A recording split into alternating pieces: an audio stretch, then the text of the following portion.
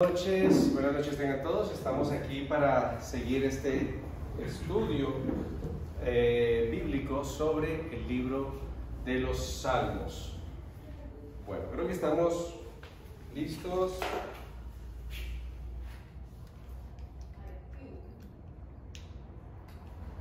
Bueno, listo ya estamos transmitiendo. Bueno, vamos a orar. Vamos a comenzar colocando este tiempo delante del Señor. Vamos a decir: Padre amado, te damos gracias, Señor, porque tú eres el mismo Dios, el mismo Espíritu que enseñó a los profetas, que enseñó a nuestros ancestros, a los patriarcas. Es el mismo que hoy, Señor, nos enseñas a nosotros. Tú por tu Espíritu, Señor, inspiraste cada hombre que fue un instrumento en tus manos para escribir tu palabra. Y a través de tu Espíritu Santo, Señor, tú revelaste a sus corazones cosas que ni siquiera ellos vieron en su tiempo, sino que fueron guardadas para ser reveladas en este tiempo por el mismo Espíritu a nosotros. Te damos gracias, Señor, y aquí estamos dispuestos, queremos ser instruidos, ser enseñados, y no solo queremos escuchar, Señor, sino que también queremos poner por obra tu palabra. Ayúdanos a meditar en ella, a ponerla por obra, Señor, a ser esos hombres sabios, prudentes, que dice tu palabra, que escucharon tu palabra y la pusieron por obra, Señor, de aquellos hombres que tú dejaste escrito, que así mismo seamos nosotros, de aquellos que ponen por obra tu voluntad, Señor. Danos esa gracia preciosa que viene de ti, Señor, te lo pedimos esta noche, en el nombre poderoso de nuestro Señor y Salvador Jesucristo. Amén y amén. Bueno, entonces continuamos con este estudio acerca del libro de los Salmos. Bueno, el libro de los Salmos, decíamos hace 8 días que nos revela a Cristo, ¿cierto? Dice este texto: los Salmos están llenos de Cristo. Aún se dice que hay un cuadro más completo de Él en los Salmos que en los mismos Evangelios. Algunos se atreven a decirlo. Y seguramente entre líneas, para los entendidos, aquellos que estén siendo guiados y enseñados por su Espíritu, pues van, o espero ser contado entre los que vamos a encontrar allí a nuestro Señor Jesús. Y tantos detalles de su crucifixión. Nosotros podríamos decir que los vellos, su barba fue arrancada. Eso no lo escuchamos nosotros en los Evangelios, pero los Salmos testifican acerca de ello. Entonces vamos a darnos cuenta que los Salmos tienen más riqueza de lo que podemos siquiera imaginar. Vamos entonces a continuar allí. En los Evangelios se nos dice que Cristo fue al monte a orar. Sin embargo, no nos da muchos detalles acerca de sus oraciones. Hay muchas oraciones en los Salmos que podemos sentir por el Espíritu que fueron las oraciones de Jesucristo, por los hechos que tuvieron lugar durante el tiempo en que Jesús estuvo en la tierra. Podemos leer allí estos versículos en los Salmos y decimos: claro, esto lo vivió Jesucristo. Seguramente muchas de las oraciones que Él hizo, o algunas de ellas, quedaron reflejadas allí en el libro de los Salmos 1000 años antes de que Cristo naciera, cerca de 1000 años antes de que Él naciera. Vemos allí el Salmo 59 y seguimos dándole la bienvenida a los que siguen uniéndosenos a través de mí, a través de YouTube. Ahí seguimos conectándonos, y los que acaban de llegar también, bienvenidos. Estamos a punto de leer el Salmo 59. Miremos un ejemplo de una oración que muy probablemente salió de los labios de Jesús y dice: líbrame, Jesús. ¿Conexión? No, es parte del internet. Bueno, entonces vamos a solucionarlo. Vamos a...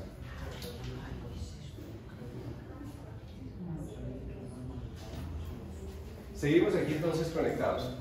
¿Listos? Buenas noches, bienvenidos. Seguimos aquí uniéndonos los que estamos en este estudio. Dice el Salmo 59: líbrame de mis enemigos, oh Dios, ponme a salvo de los que se levantan contra mí. Líbrame de los que cometen iniquidad y sálvame de hombres sanguinarios, porque he aquí están acechando mi vida, se han juntado contra mí poderosos. No por falta mía ni pecado mío, oh Señor, sin delito mío corren y se aperciben. Despierta para venir a mi encuentro y mira. Fíjese que lo que acabamos de decir, que podemos percibir las oraciones de Jesús que no encontramos en los evangelios, podemos encontrarlos aquí. ¿Y cómo puedo decir yo que esta oración seguramente la hizo Jesús?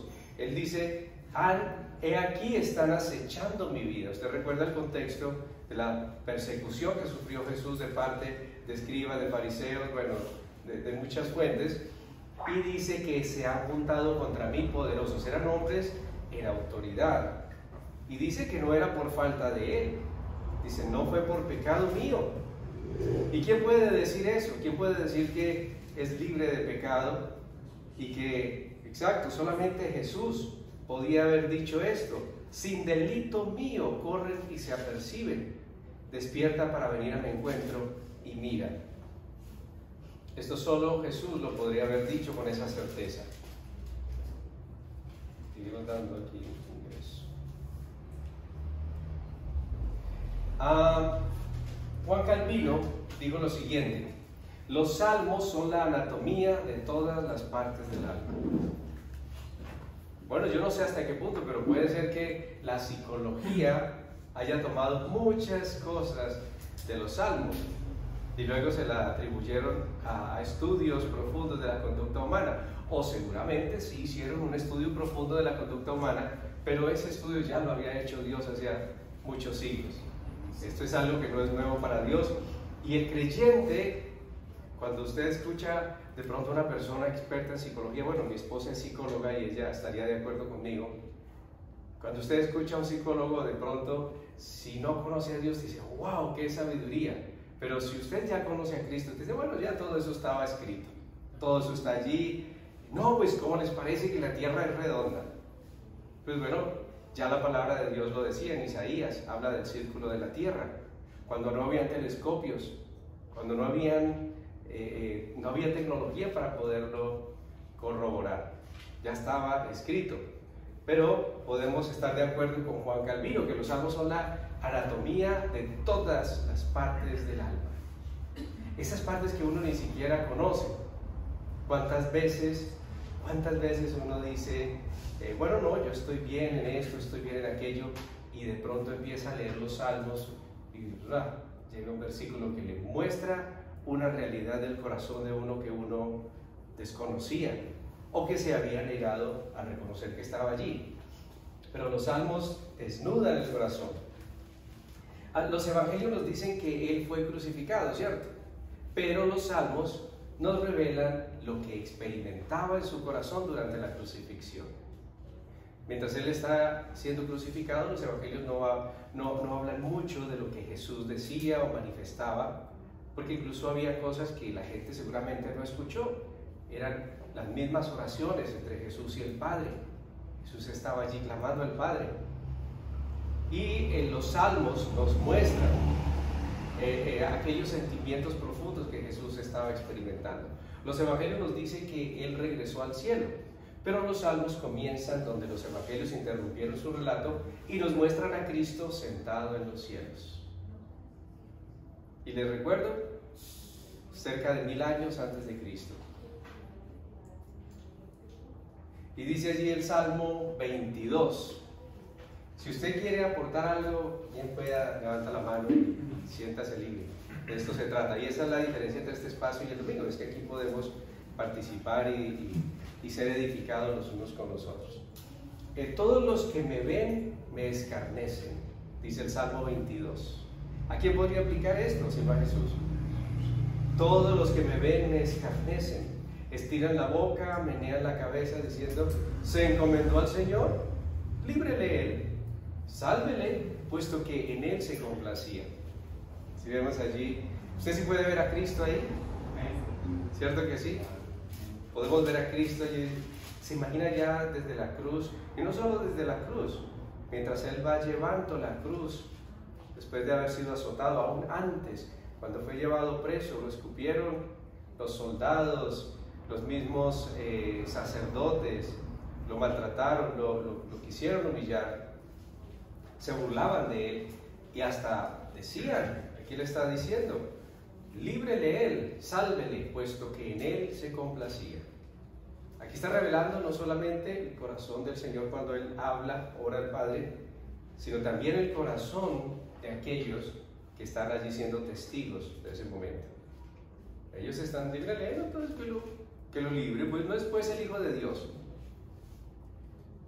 Él decía, recuerden que hubo un momento cuando se escuchó una voz del cielo, este es mi Hijo amado, en Él tengo complacencia. Y esa voz fue audible. No solo la escuchó Jesús, la escucharon los que estaban con Él. Y aquí están ellos confirmando. Si Dios se complacía en Él, entonces que lo salve, que lo libre. Y continúa allí el versículo 14 del Salmo 22, diciendo, he sido derramado como aguas, todos mis huesos se descoyuntaron. ¿Se imaginan? Allí colgado, horas después de haber sido azotado, sangrando, su cuerpo herido, sus órganos expuestos, huesos de su cuerpo expuestos, sus costillas seguramente expuestas por los látigos, porque la imagen que tenemos de los látigos son como los que usaban tal vez nuestros abuelos, bisabuelos, látigos de cuero y bueno, así me dejaba ahí la marquita. Estos eran látigos hechos con piedras, pedazos de cerámica, pedazos de huesos de animales y metal en la punta, garfios, que abrazaban el cuerpo y al retirarlo arrancaban la carne. Los huesos se quedaban expuestos, sus órganos mismos quedaban expuestos. No hubo nada sano en él, todo fue herido. Y dice, todos mis huesos se descoyuntaron, de sus articulaciones, todo ello. Mi corazón fue como cera derritiéndose en medio de mis entrañas. Esto no lo describen los evangelios. Mire el lujo de detalle, como hablan los salmos. Como un tiesto se secó mi vigor. Dice, como un tiesto se secó mi vigor y mi lengua se pegó a mi paladar. O sea, tenía sed, estaba experimentando una profunda sed, estaba deshidratado. Y me has puesto en el polvo de la muerte, porque perros me han rodeado, me han cercado cuadrillas de malignos. Orarán mis manos y mis pies, perforaron mis manos y mis pies. 1000 años antes de Cristo, está narrando con lujo de detalle cómo sería la muerte del Hijo de Dios. Y él continúa diciendo, contar puedo todos mis huesos. Ahí donde yo creo que podría ver sus huesos, ¿cierto? Expuestos por las... Molido, cuando dicen molido fue por nuestros pecados, parece que exageraran un poquito. No, fue molido. Molido es que Flavio Josefo narraba que nunca se había visto un martirio como el de este hombre, según su perspectiva. Él nunca se había visto un hombre tan martirizado como este, desde su perspectiva. Repartieron entre sí, dice, entre tanto ellos me miran y observan. Usted puede imaginarse con mayor claridad la perspectiva de Jesús. Él está allí clavado, sus huesos están descoyuntados, está en una total deshidratación y él está observando cómo la gente lo ve como un espectáculo. Repartieron entre sí mis vestidos y sobre mi ropa echaron suertes, y él está en esa angustia mientras ellos están allá decidiendo quién se queda con la túnica y con su capa. Mas tú, Señor, no te alejes, fortaleza mía, apresúrate a socorrerme. Esto no podría estarlo diciendo David de sí mismo. Recuerden que esto no le pasó a David, esto no le sucedió a David. David no está hablando de sí mismo, él está hablando del Mesías, de Jesucristo, nuestro Señor. No te alejes. Y fuera de eso estaba experimentando la lejanía de Dios, porque por el justo El inocente por nosotros se hizo pecado y Él estaba viendo al Padre alejarse de Él en ese momento, pues toda su ira estaba siendo derramada sobre su propio Hijo. No te alejes, Señor, y yo pienso que si el dolor físico es terrible, el dolor más terrible que Él estaba sufriendo era viendo la lejanía del Padre en ese momento. Fortaleza mía, si tú eres mi fortaleza, tú has sido mi confianza, ¿dónde estás ahora que no te veo? Apresúrate a socorrerme, mira lo que están haciendo conmigo. Y aunque todos ellos tienen a Cristo como el objeto de adoración, hablando de los salmos, algunos de ellos son técnicamente llamados salmos mesiánicos. Todos ellos tienen a Cristo allí como objeto de adoración implícitamente, otros más explícitos, pero hay algunos que son catalogados como salmos mesiánicos porque son explícitos en este sentido, en que manifiestan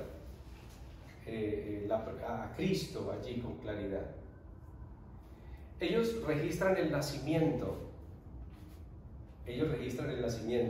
Tú eres mi hijo, yo te he engendrado hoy, dice uno de los salmos, el primero o el segundo. La vida, el nacimiento, la vida de Él, la muerte y la resurrección, la gloria de su sacerdocio. Ya veremos esto un poco más a fondo adelante. Su reino y su regreso. Cómo va a la gloria del Padre y regresa. Hay 16 salmos mesiánicos que hablan específicamente sobre Cristo. Pero, como acabamos de decir, todos los 150 están relacionados con Él. ¿Cómo estamos viendo los salmos ahora? ¿Igual que antes? No, lo tengo ahí en el Salmo 91. Listo, ya. Estoy listo. Dice, continuamos allí reflexionando sobre esto. Dice que creemos que en el momento en que Él lo decida, porque es que, a ver, antes de decir esto, vemos en los salmos cómo el salmista pide venganza sobre sus enemigos. Con mucha frecuencia vemos esto, que pide justicia de Dios sobre los enemigos. En el Nuevo Testamento ya vemos a Jesucristo que nos dice, oren por sus enemigos. Oíste que fue dicho ojo por ojo, diente por diente, ¿cierto? La ley del talión. Pero Jesús dice, pero yo les digo, amen a sus enemigos, oren por ellos, no los maldigan, sino que bendíganlos. Y entonces uno dice, bueno, ¿y por qué? Bueno, porque Dios es justo. En ese tiempo el pueblo de Israel estaba en guerra, estaba rodeado por sus enemigos. Y la verdad es que probablemente está hablando también de los enemigos de Jesús, porque va a haber un momento donde efectivamente Dios va a desatar su ira sobre estos enemigos. Con respecto a eso, esos salmos que son impactantes cuando está hablando ahí como clamando por la ira, como que Dios trae a juicio, y hay algunos muy fuertes como estrellas, sus hijos contra las rocas, pero entendía que es la justicia, que es un clamor de justicia, que por la misericordia de Dios no se ha dado, porque si fuera por nosotros actuaríamos así, pero es un clamor de esa justicia por el pecado, por el pecador, pero como la gracia de Jesucristo nos permite a nosotros el perdón, pero llegará el momento donde ese juicio se dará, y qué más terrible pues que el infierno, más que una muerte tortuosa. Exacto. Dios es justo, por eso no puede quedar en impunidad la maldad del hombre, ¿cierto? Si nosotros nos arrepentimos y recibimos a Cristo como Señor y Salvador, entonces la justicia de Dios ya fue satisfecha en Cristo. Ella recibió la ira de Dios sobre sí mismo. Pero si no acepto el regalo de Dios, el regalo de la salvación, entonces ¿qué va a suceder? Bueno, por favor, le bajan allá. Se pegó. Sí, por favor, bájale. Bueno, entonces, si nosotros no lo aceptamos, ¿qué va a pasar? Esa ira de la cual escuchamos allí en los salmos va a venir no digo sobre nosotros. Creo que el Señor nos va a guardar. Dice que Él es poderoso para guardarnos sin caída. Que si nosotros andamos por este camino, por torpes que seamos, no nos extraviaremos. ¿Cierto? Eso dice la palabra de Dios.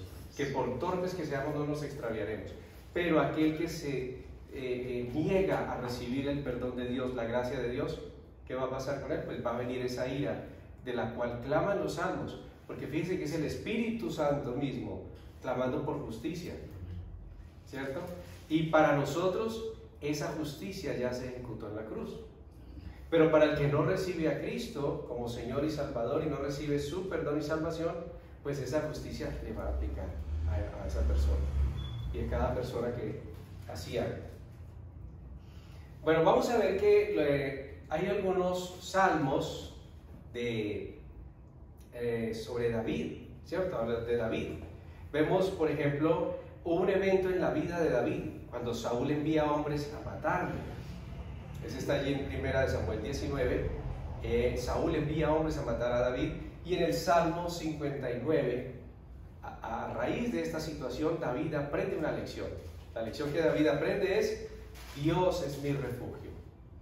Fíjense que cada evento, cada situación que involucró peligro para David, se convirtió en una tremenda enseñanza para nosotros. Y para él mismo, ¿no? Él llegó a la conclusión, después de ver a Dios sacar la cara por él, después de ver a Dios derrotar a sus enemigos, hacerlo invisible a sus enemigos, guardarlo, él llegó a la conclusión de: Dios es mi refugio.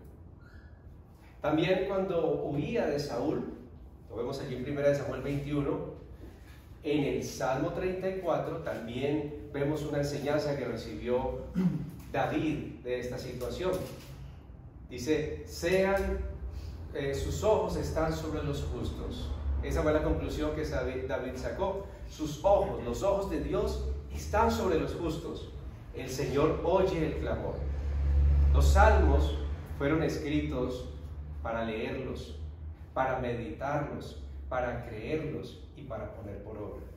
Porque a veces creemos que los salmos son, como ya lo hemos dicho, para tenerlos allí abiertos. Los salmos no son un amuleto. Los salmos no son un amuleto. Los salmos es la palabra de Dios que nos revela a Jesús como refugio, como justo, como Salvador, como Rey, como amigo, como cercano, como Dios mismo. Dice que también aprendió en este salmo que lo escribió David, que Dios es cercano al quebrantado, que el justo será librado de toda aflicción, aunque cuando dice que el justo será librado de toda aflicción, está hablando de Jesucristo. Más tarde lo vamos a ver también a profundidad. Obviamente que cuando nosotros recibimos a Cristo, somos justificados por la fe en el Hijo de Dios, y entonces ya somos partícipes de esta promesa que está ahí en el Salmo. El justo será librado de toda aflicción. O sea que esa aflicción hablaría es de la eternidad sin el Señor, o sea, del infierno. Sí, y de toda, sí, porque va a llegar un momento en donde, obvio, vamos a tener aflicción, aquí vamos a tener aflicción, pero dice la palabra que muere el justo, y la gente no se cuestiona que lo que ha sucedido, porque muchos dicen, y lo he escuchado, que fue una persona de Dios. Eso es que fue el juicio de Dios. Eso fue el juicio de Dios. Algo estaba mal. ¿Recuerdan el libro de Job? Pero la palabra de Dios dice: pero pues que no meditan que lo que ha hecho Dios es arrebatar a esa persona de la aflicción. Se la llevó donde no hay muerte, donde no hay dolor, donde no hay tristeza, no hay angustia. O sea, esa persona no fue la derrota, era el muerto, porque el Señor la arrebató de este mundo aflictivo. Recuerde que Lot afligía su alma nada más viendo toda la maldad que había en la tierra. No sé si a usted le ha pasado, a mí me ha pasado, que a veces es uno consciente de tanta maldad, de tantas tinieblas, sí, que ay Señor, no, qué bueno no estar ya contigo y solo ver luz. Sí, no solo por causa de no ver tinieblas, sino porque pues es que yo ya me quiero ir para allá, ¿cierto? Todos los días, a medida que más lo conoce uno, más quiere uno estar allá por causa de él. Sí.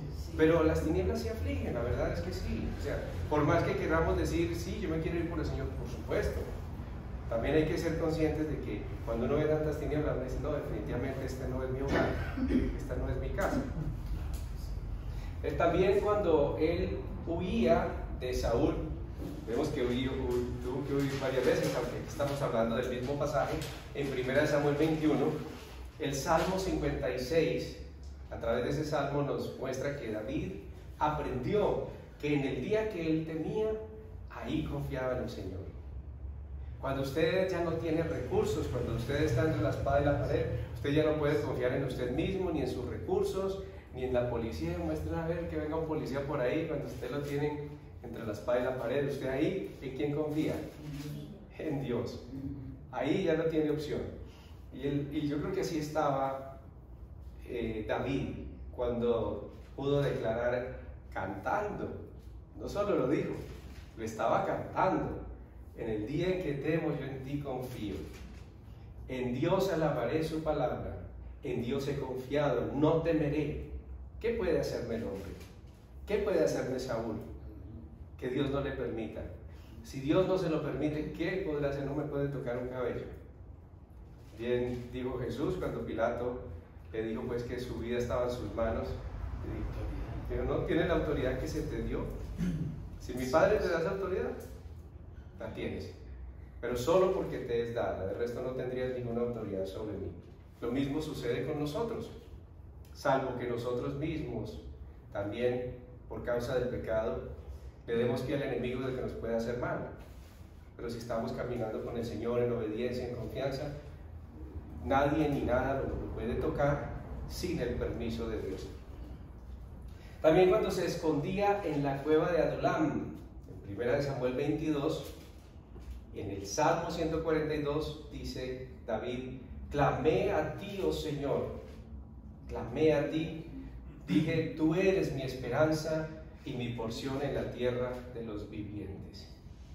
Tú eres mi esperanza, no tengo otra esperanza. Estaba en esa cueva y no tenía ninguna otra esperanza, la única era el Señor. Y sigue, tenemos más eventos allí, vemos el evento, dice que luego de darse cuenta que Doeg, ¿recuerdan Doeg? Que mató a 85 sacerdotes. ¿Recuerdan que por mandato de Saúl mató a 85 sacerdotes? 1 Samuel 22. De esto que aprendió David. Por lo tanto, dice, Dios te destruirá para siempre, te asolará y te arrancará de tu morada y te desarraigará de la tierra de los vivientes. No existe la impunidad para Dios. Es lo que aprendió allí David. Lo que hiciste, Dios lo vio. Lo que hiciste, tocaste con su sacerdocio. Y Dios lo vio y no habrá impunidad para ti, ni para nadie. Pero cuando nos arrepentimos de corazón, cuando aceptamos su perdón, nos apartamos del pecado, entonces confesamos nuestro pecado y nos apartamos de él, alcanzamos misericordia. Luego los hifitas trataron de traicionarlo. Los hifitas de Sifit trataron de traicionarlo. En 1 Samuel 23 y allí en el Salmo 54 David concluye que Dios era su ayuda. Dios era su ayuda. Luego fue acusado de querer tomar el trono de Saúl. Y ahí en 1 Samuel 24 narra esta historia. Y el Salmo 7 dice, el Dios justo prueba la mente y el corazón. Él sabe si de verdad yo estoy tras el trono de Saúl o el trono de Israel o realmente soy honesto. El Dios justo prueba la mente y el corazón. Juzgue el Señor entre ustedes y yo. Juzgue el Señor entre ustedes, lo que ustedes dicen y lo que yo digo. Elías decía algo que me parece muy bonito y qué bueno que todos podamos vivir así como Elías en ese sentido. Vive el Señor en cuya presencia estoy. Vive el Señor, y esa es la forma de jurar, ¿cierto? Vive, ahora no. ahorita dicen que para Chuchito, que para mi mamá, que para mi hijo, que para... Meten a la familia, hasta la abuelita, por mi abuelita, por mi no sé qué. No. Elías decía, vive el Señor en cuya presencia estoy. Lo que te estoy diciendo, te lo estoy diciendo delante de Dios. Y esa manera, hermanazo, esa manera de jurar en este tiempo también es válida o ya. Pienso que es válido que tú lo vivas, no necesitas declararlo. Cuando la gente te conoce como una persona íntegra, como un hombre de Dios, ya no te vuelven a pedir que lo jures. Me lo jura. Ya saben con quién están hablando y saben que tú siempre hablas delante de Dios. Vive el Señor en cuya presencia estoy. No tiene que estarle diciendo a la gente, eso le va a sonar hasta raro a la gente. ¿Cómo así que no le entiendo lo que usted me dice? O sea, pero ellos saben que tú estás hablando, siempre hablas delante de Dios, que tu proceder es en el temor de Dios, también en el amor de Dios, en la misericordia de Dios, en la justicia de Dios. Esa integridad que Dios ha obrado en ti a través del tiempo, a través de ese encuentro con Él, a través de la oración, a través de dejarte cambiar por Él, ese carácter se va a evidenciar y Dios lo va a respaldar. Cuando es así, lo único que tienes que decir es sí o no. Y también dice que lo que le añadamos a eso, de mal procede. Sí, lo que pasa, no, sí o no. La verdad es que creo que todos, bueno, yo más bien hablo por mí, cada uno hablará por sí. A veces uno dice sí, y lo que pasa, cuando uno empieza así, examínese que algo no está bien, porque tengo que justificar, ¿es sí o no? Si es no, usted lo hizo, no, lo que pasa es que no lo hizo ya, ¿cierto? O usted estaba, sí, yo estuve ahí. ¿Le preguntan más? Bueno, diga más, lo que le pregunten en la verdad. Y ese debe ser el proceder nuestro, ¿cierto?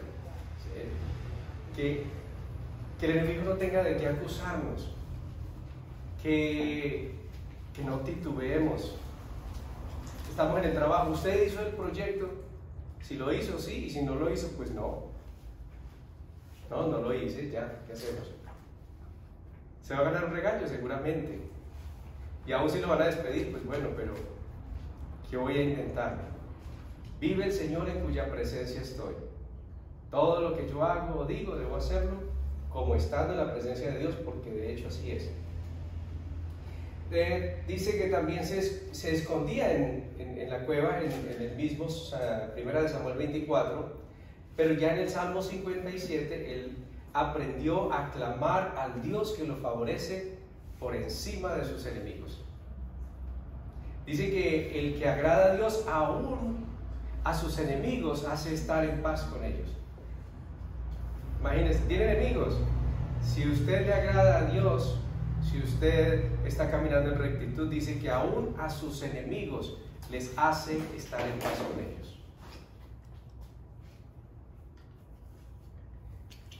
También David fue confrontado. Recuerden que fue confrontado con Natán, el profeta de Dios, lo confrontó por su adulterio con Betsabé.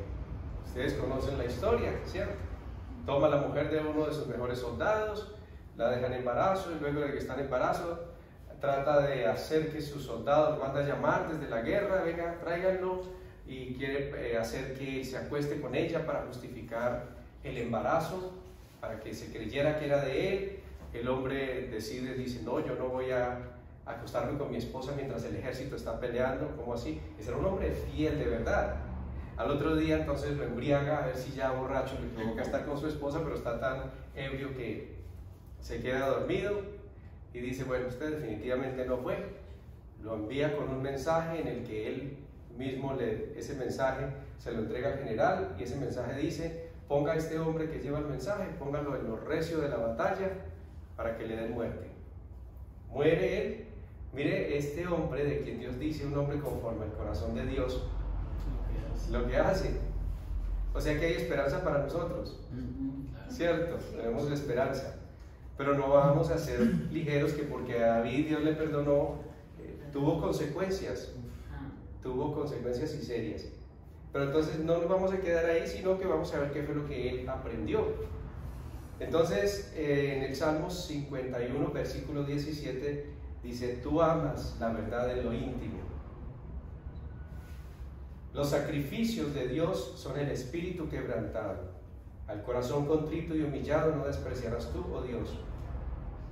Es muy fácil, mire, un hombre de Dios como este, de ese templo. ¿Los sacrificios de Dios o los sacrificios para Dios? Dice, los sacrificios de Dios son, o sea, los sacrificios de los cuales Él recibe, ¿cierto? Los cuales Él recibe para sí, ¿sí? Son el espíritu quebrantado, una persona que llega con un corazón quebrantado, una persona que llega con su pobreza de espíritu reconociendo su necesidad de Dios. Eso para Él, eso sí es un sacrificio. No usted decirle, no, yo me voy de rodillas, subo a Monserrate, y eso no es sacrificio, porque usted se baja de allá y se baja más envanecido, porque empieza a contarle a la gente, oiga, me subí a Monserrate de rodillas, ¿sí?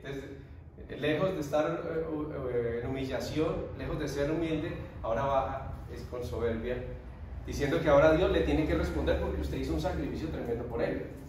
¿En qué falló Saúl? Porque uno ve que el pecado de David fue peor que el de Saúl. ¿O qué no hizo Saúl para perder la bendición y no perderla David después de esto que hizo? Es más que los actos buenos o malos, es la actitud frente a Dios respecto a la vida, ¿cierto? Porque David sí se equivocó muchas veces y en cosas que uno diría, bueno, Saúl no se acostó con la mujer del prójimo, pues no lo registra en la Biblia, seguramente que sí, pero no lo registra, no puedo decir si sí o no. Saúl no dice que haya matado a uno de sus hombres, porque eso fue lo que hizo David, pero era la actitud soberbia del corazón de no reconocer a Dios, de no obedecer.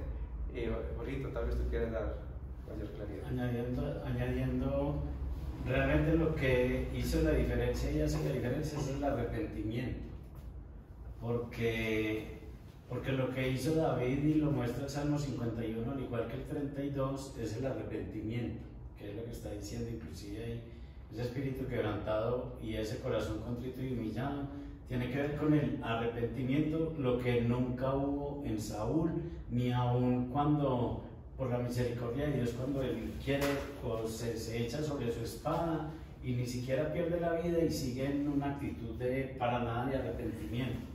De manera que el arrepentimiento es lo que hizo la diferencia de que David esté en el cielo y Saúl en el infierno. Exacto. Digamos que para llevarlo a un contexto más cercano, Judas no está en el infierno por haber entregado a Cristo. Judas está en el infierno por no haberse arrepentido, por no haber reconocido su maldad y no haber venido al autor de la salvación, aquel que le habría de perdonar, porque Jesús fue a la cruz también por Judas, pero Judas no aceptó.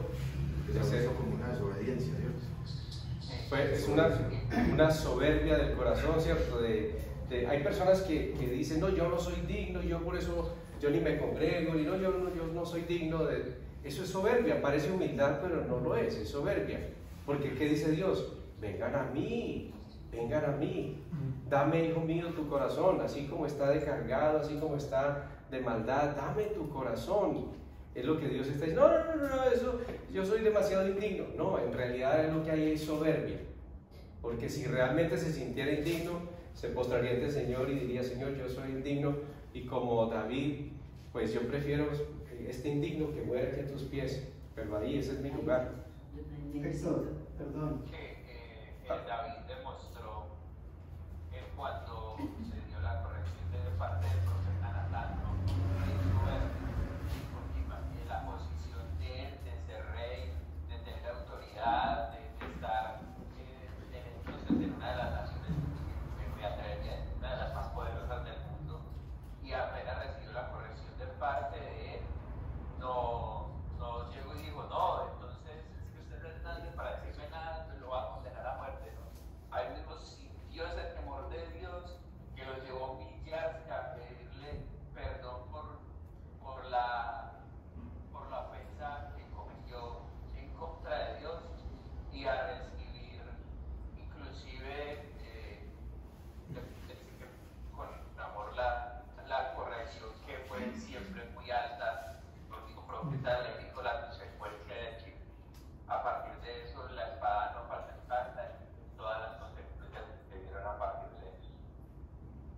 Gracias, Cecita.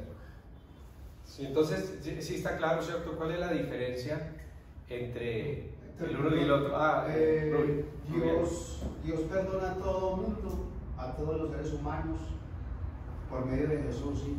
Pero no perdonó a Satanás porque él no se arrepintió. Sí. Ahora, la situación de Satanás es que, la posición de Satanás es que él pecó allá en la misma presencia de Dios, ¿cierto? Él conocía quién era Dios, cuando hizo la creación, todo. O sea, lo que llevó a él y a sus ángeles era el hecho de que estaban ahí mismo en la misma gloria de Dios, en la presencia de Dios. Y al ser seres espirituales, a diferencia de nosotros, al ser seres espirituales, una decisión, ya en el mundo espiritual, una decisión ya es la misma por la eternidad. O sea, no una decisión donde no va a caber ya el arrepentimiento, porque ya al ser espiritual es un ser eterno. Entonces no cabe, es la misma decisión que va a tomar, que va a tener por la eternidad. Entonces no cabe el perdón ahí, no cabe el arrepentimiento tampoco. Exacto. Y nosotros igual estamos, al estar sujetos a esta carne, a esta naturaleza pecaminosa, necesitamos ser redimidos de esta naturaleza pecaminosa. Ellos eran seres perfectos, ¿sí? Todos ellos eran seres perfectos, pero rechazaron, delante de Dios rechazaron a Dios, ¿sí? Nosotros estamos perdidos de entrada, pero tenemos la oportunidad de arrepentirnos, de volvernos a Dios, de aceptar su perdón. Entonces, nadie perdió aquí la salvación. Todos nacemos con una naturaleza caída y pecaminosa y todos estamos destituidos de la gloria de Dios por cuanto todos pecamos. Pero por la fe en el Hijo de Dios, la fe en Jesucristo, entonces somos salvos eternamente. Bueno, entonces hay personas que se mantienen alejadas de Dios y nunca llegan a acercarse por lo mismo que no aceptan ese regalo de Dios de la salvación. Entonces dicen, yo algún día tendré el mérito para ganarme el cielo. No, yo cuando yo quiera, yo dejo esto y entonces yo me voy a volver buena persona y Dios me tiene que recibir. Un día de estos yo me arreglo y dejo esta mala vida que estoy llevando. No funciona así, no es como Dios lo estableció. Tú amas la verdad de lo íntimo, los sacrificios de Dios son el espíritu quebrantado. Al corazón contrito y humillado no despreciarás tú, oh Dios. El que viene a mí, dijo Jesús, en la versión textual, de ningún modo le echo fuera. A ninguno que venga al Señor, Él le echa fuera. Ninguno. Y luego también se presentó la rebelión de Absalón, 2 de Samuel 15, y el Salmo 3:8 nos dice, la salvación es del Señor. Eso lo dijo David en el contexto de ser perseguido por su propio hijo para ser asesinado y para tomar su lugar. Pero él dijo, la salvación es del Señor. Bueno, hay razones de peso para leer los salmos. Aquí tenemos algunas de ellas. Primero, a través de ellos hallamos consuelo. El Salmo 23, el Señor es mi pastor y nada me faltará. Hallaremos consuelo. Y hermanas, que de estos salmos, ahora con todo este proceso de mi papá, que cada vez se está intensificando más y ya estamos esperando a que parta hacia la presencia de Él, esté allá en sus amorosos brazos. Y el tiempito que tengo la oportunidad de compartir con Él, y este sábado que nosotros creímos que ya se nos iba a ir, yo le leí el Señor es mi pastor y le leía también que están estudiando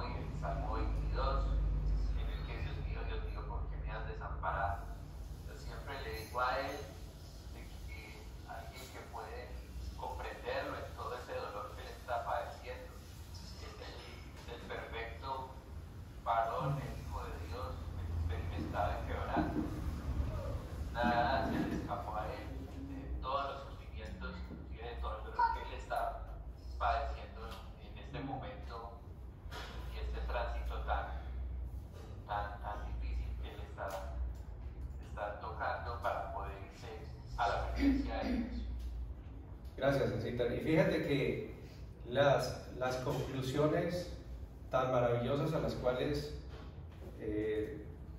sacó David, todas ellas vinieron de un momento de aflicción, la mayoría de ellas, no sé si todas, pero por lo que vemos en lo que acabamos de leer, era cuando fue perseguido en la cueva, cuando su hijo lo quería matar, bueno, y así, cuando fue reprendido por Dios mismo, entonces brotó la revelación.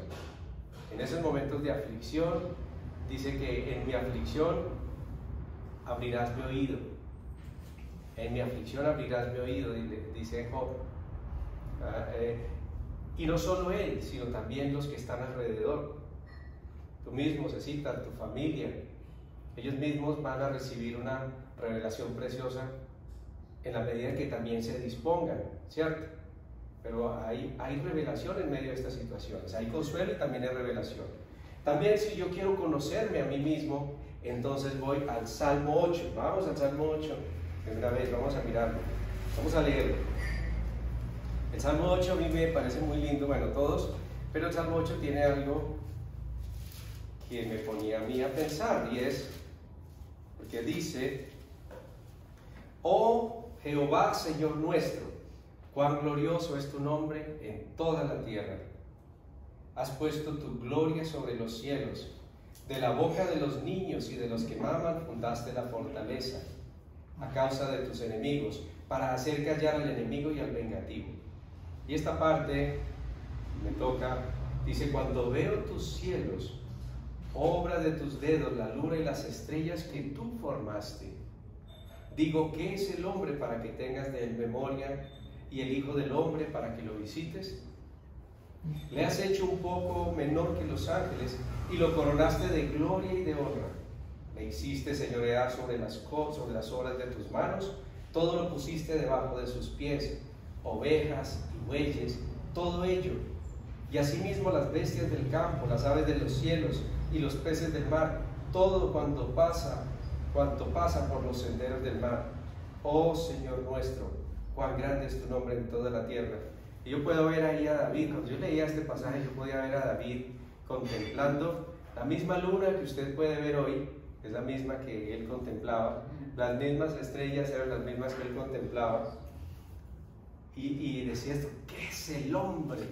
Cuando usted ve la inmensidad, ¿cierto?, del espacio, cuando usted ve las constelaciones, bueno, todo lo que podemos observar desde acá, uno dice: tremendo que Dios, siendo el creador de un universo infinito, escoge al hombre, lo pone, y ahora el planeta nuestro es polvo de estrellas, es polvo de estrellas, y la Tierra está ubicada en el lugar privilegiado de esta constelación.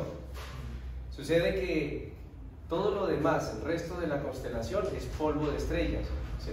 Y el polvo de estrellas no deja ver más allá, pero el lugar donde el Señor nos ubicó en un mirador, en ese espacio donde está ubicada la Tierra. Desde ahí se puede observar el resto del universo. Por lo menos, si tuviésemos la tecnología, se podría ver de ahí hacia allá, porque el área donde está el polvo de estrellas, que es el resto de la galaxia, no nos tocó a nosotros, nos tocó el mirador principal, desde donde podemos observar todo.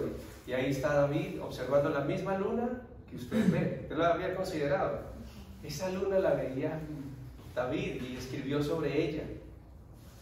Esa luna la vio Adán, esa misma luna la vio Adán, la vio Noé, la vio Jesús. Las estrellas, esas que usted ve ahí, las usó el Señor como ejemplo para Abraham de cómo sería su generación, los que creeríamos. Si queremos aprender más acerca de Dios, el Salmo 24. Si queremos conocer a Dios íntimamente, el Salmo 103. Si queremos alabar al Señor, el Salmo 145, 146, 147, 140, hasta el 150, todos alaban al Señor. Si queremos ser perdonados, vamos al Salmo 51. Y ahí entendemos esa revelación preciosa del perdón de Dios, que nos perdona y nos limpia. No solamente nos perdona, sino que nos envía lavaditos, limpios. Orar, si queremos orar. Miremos cómo orar en el Salmo 136.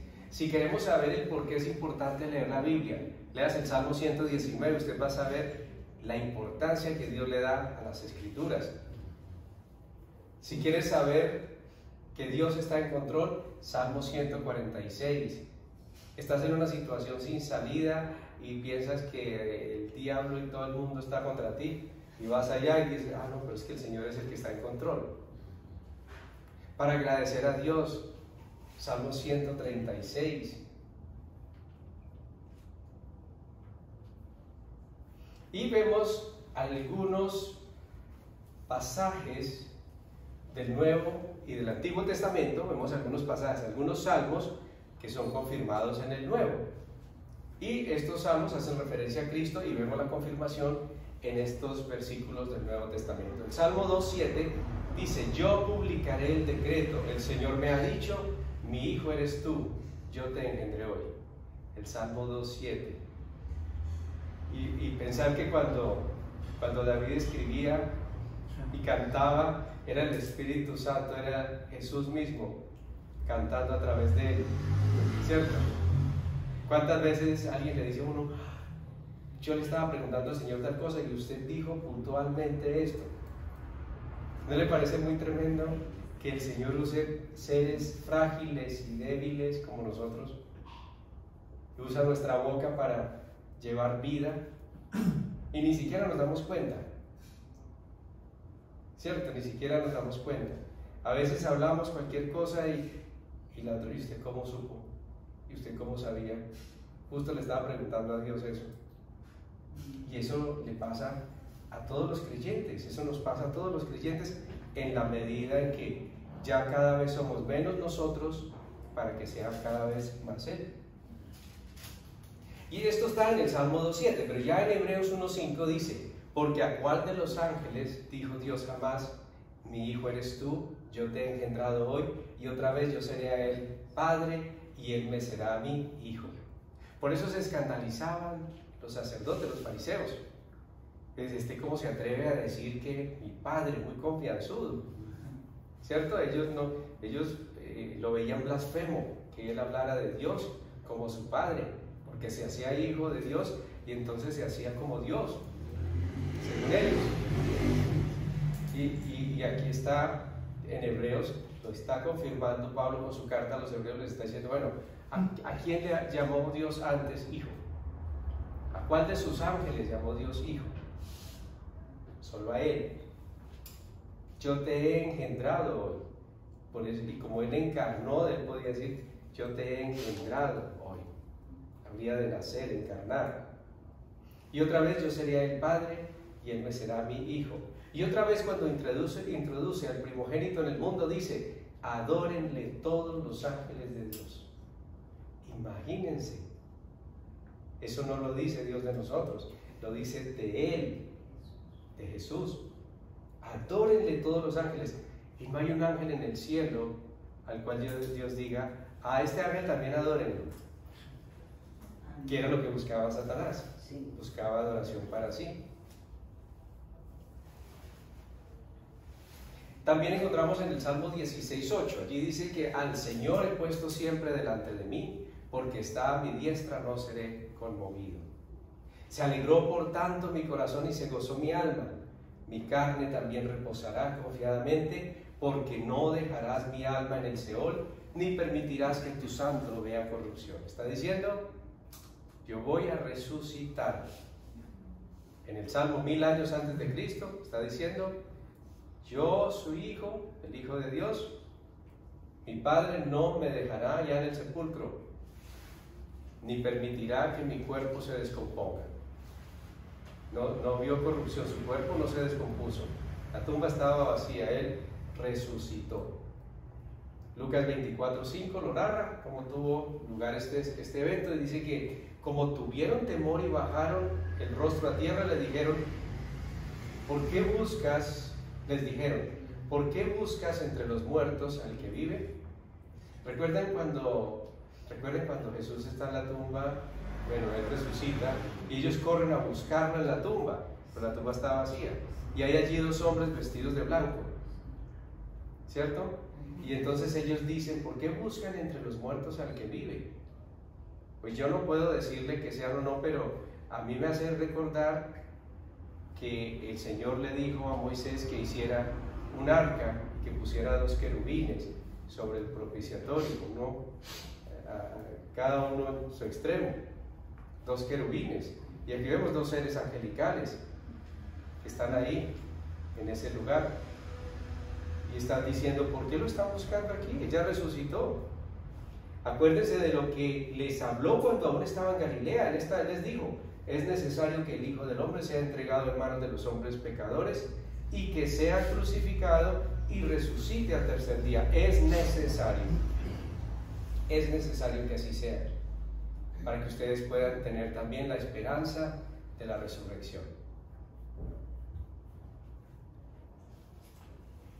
Entonces vemos ahí, sí lo vemos que en el Salmo 16:10 dice que Él habría de resucitar, que Él no vería corrupción, su cuerpo no se descompondría, y aquí también en el Lucas 24:5 confirma que efectivamente Él resucitó. ¿Por qué lo buscan aquí? Ustedes no van a encontrar aquí un cuerpo descomponiéndose, van a encontrar al que vive.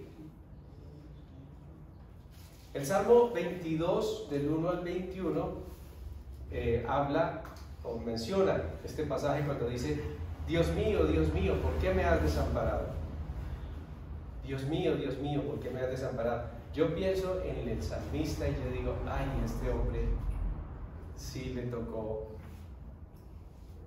esa probadita. Él no fue a la cruz, Él no murió y resucitó, pero esto salió por el Espíritu. Él tuvo que tener experiencias que le permitieron tener esta revelación. No sé hasta qué punto David estaba seguro de lo que había sucedido, pero él sí tuvo que haber tenido revelación de Cristo para poder ser salvo. Porque todos ellos tuvieron revelación de Cristo. Vemos a Abraham en el monte recibiendo revelación de la resurrección, de la redención. Aquí vemos el salmista diciendo, Dios mío, ¿por qué me has desamparado? ¿Por qué estás tan lejos de mi salvación y de las palabras de mi clamor? Entonces ya en Mateo 27:46 dice, cerca de la hora novena Jesús clamó a gran voz diciendo, Eli, Eli, lama sabactani, y esto es, Dios mío, ¿por qué me has abandonado? ¿Por qué me has desamparado? ¿Por qué me has abandonado? Son las mismas palabras que fueron reveladas a través del salmista.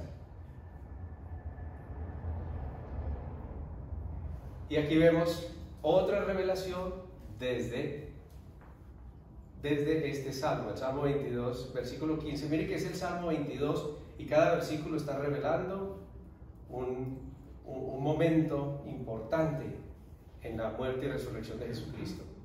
Como un tiesto se secó mi vigor y mi lengua se pegó a mi paladar. Deshidratado, con sed, y me has puesto en el polvo de la muerte. Me pusieron además hiel por comida, y en mi sed me dieron a beber vinagre. ¿Quién no sabe que le dieron a beber vinagre? Y lo sabemos por qué, por los evangelios, pero lo sabíamos por los salmos. No todo el mundo, yo creo que casi todo el mundo lo sabe, los que alguna vez han escuchado, no necesariamente creyentes, ya lo sabíamos desde antes. Lo veíamos en las películas y eso nos llamaba la atención, ¿cierto? Que le daban a beber vinagre. ¡Uy, qué horrible! Bueno, el vinagre tiene una característica y es anestésico. Hubo un momento donde él se negó, ¿cierto? Pero dice, me dieron a beber vinagre. Ya en Juan 19:28 dice, después de esto, sabiendo Jesús que ya todo estaba consumado, dijo, para que la escritura se cumpliese, tengo sed. Allí había dicho 1000 años antes, en mi sed me dieron a beber vinagre. Y lo que les decía sobre los salmos, que estos hombres tuvieron que tener experiencias duras en las cuales les fue revelado. ¿Estaremos nosotros exentos? Porque se nos enseña muchas veces que el creyente no va a experimentar aflicción. Y entonces nos vamos a perder de mucha revelación, ¿cierto? Porque hay mucha... Ahora, Podemos tener revelación a través de las Escrituras, a través de vivencias. Es más chévere cuando las vivimos, cuando tenemos revelación por comunión, ¿cierto? Sí. Cuando falta comunión, yo creo que a veces les toca, yo no sé, estoy aquí especulando, eso soy yo, especulando, y es que tal vez el Señor dice, como no hay comunión, pues toca entonces por medio de experiencias. Y entonces ahí Dios se revela cosas que podrían revelarse en la comunión con Él, en la intimidad. Pero como no nos prestamos siempre.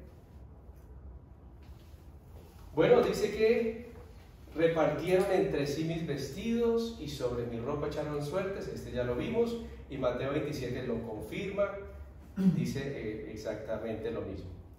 Aquí dice Mateo, narra en su libro, en el Evangelio de Mateo, que echaron suertes sobre él y partieron entre él sus vestidos, y sobre su ropa echaron suertes, confirmando allí lo que se había escrito acerca de él, en este sentido. También dice, anunciaré tu nombre a mis hermanos en medio de la congregación, te alabaré. Lo decía en el Salmo, y en Hebreos 2:12 dice, anunciaré a mis hermanos tu nombre, y en medio de la congregación te alabaré. Pablo está recordando que lo que estaba escrito ahora se estaba cumpliendo.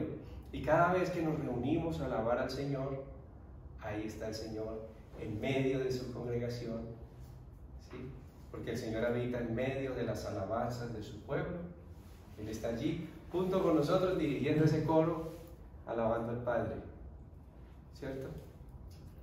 Entonces anunciaré a mis hermanos tu nombre, en medio de la congregación te alabaré.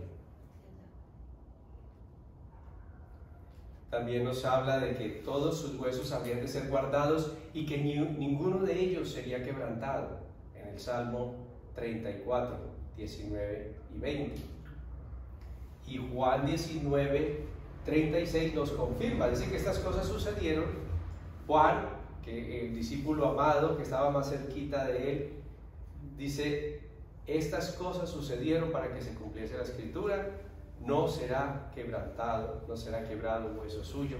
Y también otra escritura dice, mirarán al que traspasarme. Recuerden que como era el tiempo de la Pascua, los fariseos pidieron que quitaran las personas de ahí, que las mataran rápido para quitar los cuerpos de ahí, que no se quedaran en el día de la Pascua. Entonces rompieron las piernas de estos hombres y murieron, ¿cierto? Para que murieran más rápido. Cuando llegaron a hacer lo mismo con Jesús, se encontraron con que ya había muerto. Entonces a él no le fracturaron sus piernas. También dice, aún el hombre de mi paz, en quien yo confiaba, el que de mi pan comía, alzó contra mí el calcañar. Eso está en el Salmo 41:9. 1000 años antes de Cristo está narrando cómo sería traicionado y por quién sería traicionado. Y ellos tenían acceso a los salmos. Pablo habla desde el conocimiento de las Escrituras, como estaba escrito acerca de él. Jesús mismo hacía referencia, como estaba escrito acerca de mí, como escribió de mí Moisés, los profetas, y está escrito en los salmos. El que de mi pan comía, alzó contra mí el calcañar. Él comía, mojaba el pan en el mismo plato con Jesús. ¿Qué es el calcañar, profe? El talón es una forma de decir, me dio, ¿cómo le diríamos en paisa? Alzó contra mí el calcañar. Bueno, me traicionó, pues es lo que quiso decir. No sé qué expresión coloquial. El calcañar le afectó su caminar, le puso tropiezo, le puso zancadilla, sí. También como referencia en cuanto a esa tradición, en cuanto a la muerte del pecado allí en el Edén, que le herirán el calcañar. O sea, le va a poner tropiezo al hombre, ¿cierto? En su caminar. Y entonces el Señor Jesús está mostrando allí como Él es ese simiente de la mujer que aunque iba a ser morir por el pecado al cargarlo Él en la cruz, herido en el calcañar, pero él era el que iba a aplastar la cabeza de la serpiente.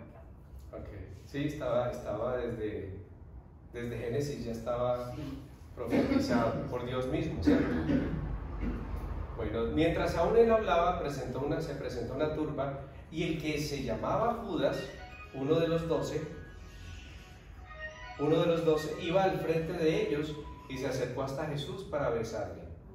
Entonces Jesús le dijo: Judas, ¿con un beso entregas al Hijo del Hombre, en quien yo confiaba? No es la confianza nuestra, la confianza, ¿cómo se dice? No es esa confianza en que yo confío y siempre me da en la cabeza, ¿no? Como ingenua, no es una confianza ingenua. Es que a pesar de saber quién era, porque él sí conocía el corazón de Judas, sí, le brindó la confianza. Jesús le brindó la confianza. Él tenía la confianza de poderse haber acercado a él y haberle dicho, ¿cierto? Señor, mire, yo hice esto. Señor, te traicioné. Señor, perdóname. O sea, él dice: en quien yo confiaba. Y es que Jesús le confiaba secretos del Padre. Jesús le abría su corazón a sus discípulos y él estaba entre ellos. Tu trono, oh Dios, es eterno para siempre, cetro de justicia. Aquí habla de lo eterno del reinado de Jesús. En Hebreos 1:8 Pablo les dice del Hijo, Dios dice lo siguiente. Imagínense, Dios mismo dice de Jesús: tu trono, oh Dios, por el siglo del siglo, cetro de equidad es el cetro de tu reino. Miren que el Hijo admira a Dios, al Padre, y el Padre admira al Hijo. Tu trono, oh Dios, esa expresión, oh Dios. Dios dice del Hijo, oh Dios. O sea, Dios se maravilla de su propio Hijo. Por el siglo del siglo, cetro de equidad es el cetro de tu reino. Mire la honra. El Padre le da honra al Hijo, el Hijo honra al Padre, y el Hijo nos dice que honremos al Espíritu Santo. Tengamos cuidado con lo que decimos. No, eso no sé qué, y oraron por no sé quién, y pasó tal cosa, y esa persona sanó. Pues que como el diablo también hace milagros, pues si no tiene certeza, mejor no. Porque yo no puedo atribuirle cosas que a lo mejor hizo el Espíritu Santo y que no me tienen que contar a mí, no me tienen que decir. Ese milagro lo hice yo. Yo he visto a Dios haciendo muchos milagros a través de muchas personas. Y hay personas que se atreven a decir que eso está raro y que eso no es de Dios. ¿Y qué tal que sí sea de Dios? ¿Cómo puedes tú decir que porque la forma no te pareció? Yo no sé. El Espíritu Santo no tiene por qué darnos cuenta a nosotros de si sí o no. En temor de Dios guardamos silencio y hacemos lo que Dios nos mande hacer a nosotros. Ya cada uno entregue cuentas de cómo hace las cosas delante de Dios. Bueno, comentarios ya en este espacio, ya es para que ustedes nos sigan aportando. Ya ustedes están aportados, pero por favor. Profundísimo el estudio de los Salmos. Cierto, hay mucho que... Es increíble toda la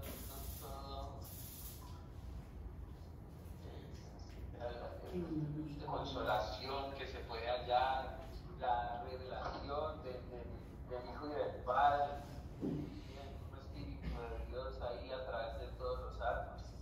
Es increíble que en estos salmos se halle, yo digo, insistiré en una fracción y muy pequeña de la sabiduría tan inmensa que tiene Dios. Porque no como que se puede decir ese pincelazo tan, sí se puede. Yo digo una cosa, es como tan pequeño, porque la mente de Dios es tan eterna, es tan grande, que nuestro amado Creador.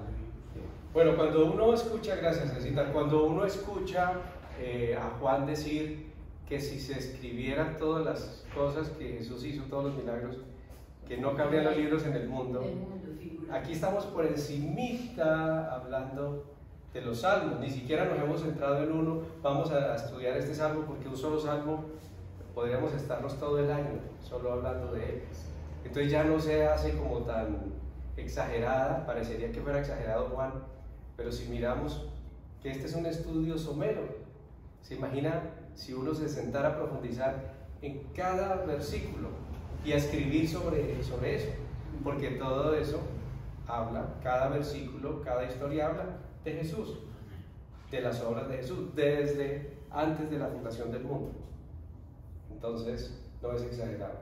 ¿Alguien más nos quiere acompañar, enriquecer un poquito más?